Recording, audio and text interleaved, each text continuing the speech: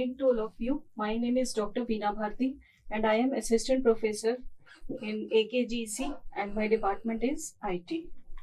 Today I am going to talk about the topic software tools. So what is software tools and how it is used in our HCI? Okay, so this is the course outline. First is the interaction devices, how we can interact with our screen. So first is your pointing device and second is speech recognition, digitization and generation. So first is pointing device. Pointing device, that means that is used to point the screen. Okay, so what is the use of pointing device? How we can point out anything for this pointing device is used, as we already know, and for this mouse, keyboard and other things are used. Basically mouse is used as our pointing device. So what is the use of pointing device? It is basically used for direct manipulation, need some pointing device. That means if we want to manipulate anything directly, then for that we are required mouse, or we say any pointing device. Okay, and the factors are size of device, its accuracy and its dimensionality. So pointing task, 7 types of interaction are there. First is select. That means if we have a display screen, so how we choose any item, how we select any item, that means choose from a set of item. Let's say if we have a desktop and we have a desktop screen and we have many types of folders are available in that. So if we want to select any specific folder, then for that select option is needed. So for that selection we need our pointing device. Okay, so choose from a set of items used in traditional menu selection, the identification of object of interest. Okay, then second use of pointing device is its position. Okay, so user choose a point 1, 2 or 3 or higher dimensional space.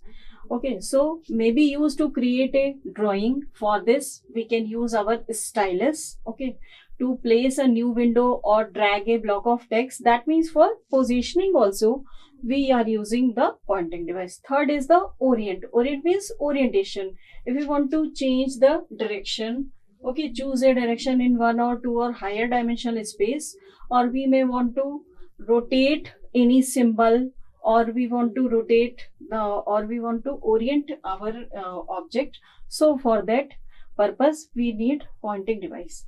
Then fourth point is path. Okay, so path is basically series of positioning and orientation operation. That means if we have a line, we want to draw a curved line in drawing program, for that purpose also we are using the pointing device because it makes our work easier. Then fifth point is quantify. Quantify means user specify a numerical value. If we want to give any numerical value, for that also we have to use a pointing device because it can directly set the values or parameter to any specific environment. Okay, then sixth point is gesture. Means to indicate an action to perform by executing a gesture like swipe motion. We can move forward or backward or any direction. For this we use gesture, and for this we need our pointing device. And seventh point is text. If user want to move, enter, edit text, and for this we want to directly move to that position, for that position pointing device is used, because basically if we are using a mouse, we can directly move to that specific position from where we want to edit or enter any text or move any text from that position to another position. So these are the basic purpose of our pointing device. Then types of devices. How many types of devices are there? Here, direct control device. Direct control device means we can directly control our screen. That is easy to learn and use, but hand by obscure display. And the second is light pen or touch screen or stylus. These are used for as direct control device. Second is indirect control. Indirect control, what is the disadvantage of this? It takes user time to learn. And the example of this is mouse, trackball or joystick. Because these are indirect control, means we cannot directly apply it on a screen. As in case of touch screen, we can directly touch our screen, but in mouse pointer we have to use our mouse to point anything, or trackball or joystick. So that is why they are called indirect control. Then direct control pointing. How direct control pointing is used? First device is lighten.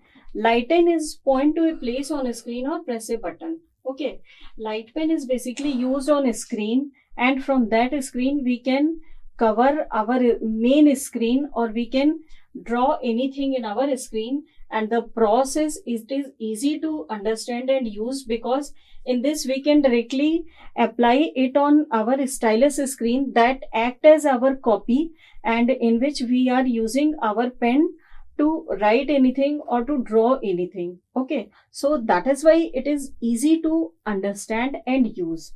And second advantage is it is very fast for some operation like drawing. Basically, light pen is used for drawing purpose. And what are its cons? Hand get tired fast, because we are using our hand to draw anything. Hand and pen block view of a screen, and it is also fragile. It is very sophisticated. So that is the disadvantage of our light pen. Then evolved into the touch screen. Touch screen we are already using in our mobile phones, or we have a laptop in which are act as touch screen. So we can directly use, we can directly touch our screen. Okay, so we can directly touch our screen. So that is a touch screen. And what are its advantage? Very robust, no moving part. And its con, its disadvantages, it is depending on app accuracy, and accuracy could be an issue, because basically our finger, if our finger act as a pointing device, then it may be possible that the selected item may be far from our the touch we have used for the screen. Okay, must be careful about the software design for selection, land on strategy. Okay, if we don't show a cursor of where you're selecting, user get confused, because sometime the cursor is on this position and we are applying the feature on this position. So the system get confused, and it will discard the changes which we have done in this portion, and the changes were done on this portion. So it may create a confusion for the user. Okay, then user confidence is improved with a good lift off strategy, because it is very easy to use, so user get confidence. Then direct control pointing, primarily for novice user or large user basis. Okay, and this is the case study Disney word. In this case, direct control pointing device is used. Okay, then need to consider those who are disabled, illiterate, hard of hearing, error in usage, to touch point. Okay, so for this purpose, basically direct control pointing devices are used in earlier days, but in modern days all are comfortable with direct pointing devices. So it is easily available in all new devices, as we know that a mobile phone and laptop and other devices are used with direct pointing. Okay, then indirect control pointing. Indirect control pointing, what are its advantages? It reduces hand fatigue. Okay, and also reduces obscuration problems. And its cons are increases cognitive load, spatial ability comes more into play. Then mouse is also our indirect control pointing device, and its pros are familiar, widely available, easily available, low cost, easy to use and accurate. And its cons are time to grab mouse, because it is not easy for a novice user to use a mouse, or how to grab a mouse in a easy way. Okay, then desk space, it also take our desk space. Okay, so that is why in our laptop there is no mouse is provided. Mouse is inbuilt in that laptop only. Okay, then it has a wire, dirt, so that is also one of the problem. Long motions are not easy or obvious with mouse. Okay, pick up and replace, these are also issues, because if we are moving our mouse, then it is not very easy for a novice person to move its pointer from one screen to another screen, or from a screen from one position to another position. And it can, if we are considering weight, size, style of button, force feedback is also there. Then indirect control pointing, trackball is there, joystick is there, touch point is also there. Trackball, what are the pros of trackball? It has a small physical footprint and it is good for kiosk. Then joystick is basically, children are using joystick for playing their games, so it is easy to use and it has not lot of buttons. It is good for tracking, guide or follow on a screen object, and also does it map well to your app. So that is the main purpose of our joystick. Then third is the touch point. It is basically pressure sensitive knob in our laptop, keep finger on the home position. So this is our touch point in which we have to make a press on our button to use any screen or laptop. Then indirect control devices, pointing devices, there is a touchpad. Touchpad is available in our laptops. Okay, basically it replaces our you see mouse. Okay, so that is basically used as mouse in our laptop. Okay, so that is a laptop mouse device, lack of moving part, and it doesn't use space. Okay, and it has a accuracy, especially those with motor disability. So for that purpose, touchpad is better. And graphics tablet is basically used for drawing purpose. It has a screenshot, it is comfortable, good for CAD, CAM or artist. It is basically used for artistic purpose, for CAD purpose, to design anything in a easy way. In paper, we have to use a stylus to draw any drawing, and it has a limited data entry. Then if we are comparing pointing devices, so direct pointing study faster but less accurate than indirect. So that is the basic difference between direct and indirect. And lots of study confirm mouse is best for most tasks for speed and accuracy. And we know that mouse is easily available in market and user can easily use the mouse. Okay, then track point and trackballs. Okay, so track point is less used in comparison of trackball, and touchpad and mouse. So basically mouse are mostly user are comfortable with mouse instead of touchpad. Okay, then short distances cursor keys are better. Okay, then disabled prefer joystick and trackball. If force application is a problem, then touch sensitive is preferred. And for vision impaired have problem, mostly pointing devices are used. Use multimodal approach or customable cursor for as joystick. Then designer should smooth out trajectories. Designer can easily draw any trajectories using the pointing devices. Large targets reduce time and frustration, because we can easily move our mouse from one position to another position. So that is why it reduces the time and frustration. Then non-standard devices and strategy. It is basically used for special purpose, multi-touch tables and display, eye trackers, sensor, foot control, digital paper. So these are non-standard devices and these are not basically used. And the criteria for success of our interaction devices is its speed and accuracy, efficacy for task, learning time is less, cost and reliable. It is less in cost and reliable, and its size and weight, because it is very light in weight and very size is also very small. So that is why our indirect devices are used. Then non-standard devices.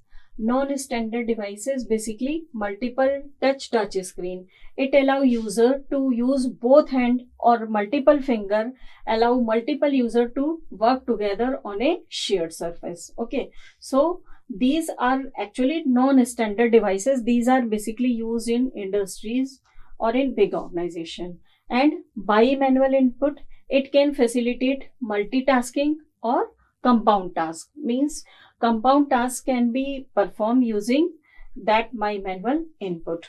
And it is non-dominant hand set of set a frame of reference in which the dominant hand operate in a more precise fashion. Okay, so this is also not a standard device. Okay, and non-dominant hand select action while the dominant hand select the object of the operation. Basically, we are using both our hand as well as our device to select any object. Then non-standard devices continue, in which there is a eye tracker. Eye tracker means we are using our eye tracker to control our video game or camera or anything.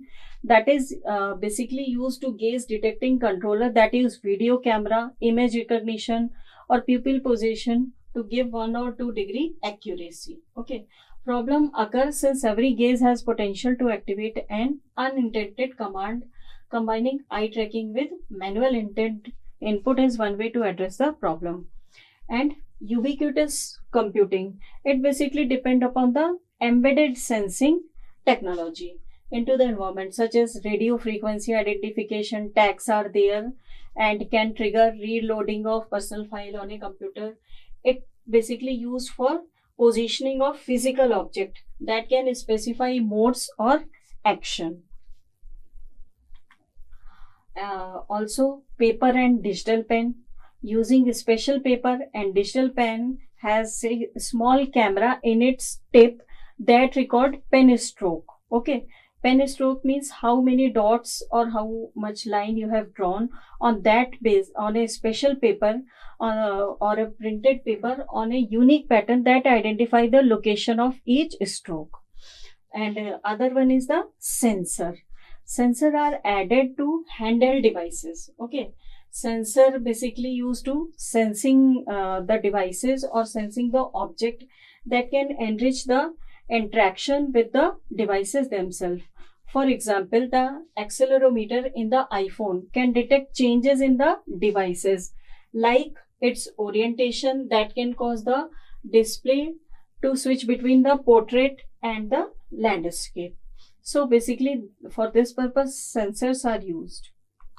These are basically non-standard devices and these are not used in a normal purpose. Okay, data gloves, it is made of sleek black spandex with attached fiber optic sensor that can measure the angle of finger joints. This allow commands such as closed fist, open hand, middle finger and so on. For this gloves are basically used. It basically read our hand movement.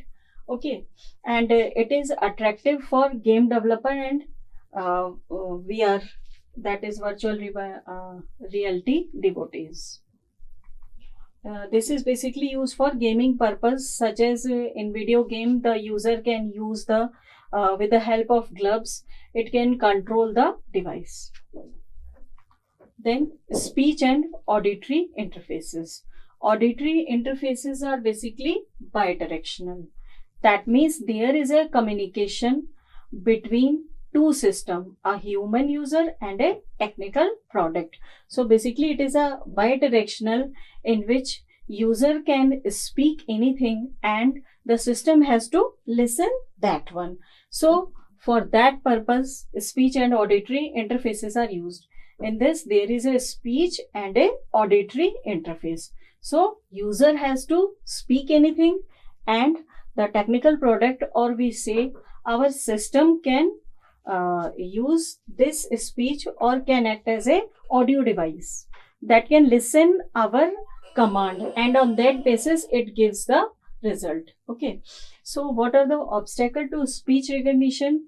It has increased cognitive load compared to pointing. Second is, it is interference from noisy environment.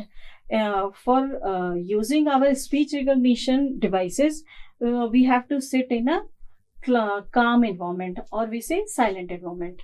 It is unstable recognition across changing user and environment and time, and it is basically also used on the depend on the user voice also.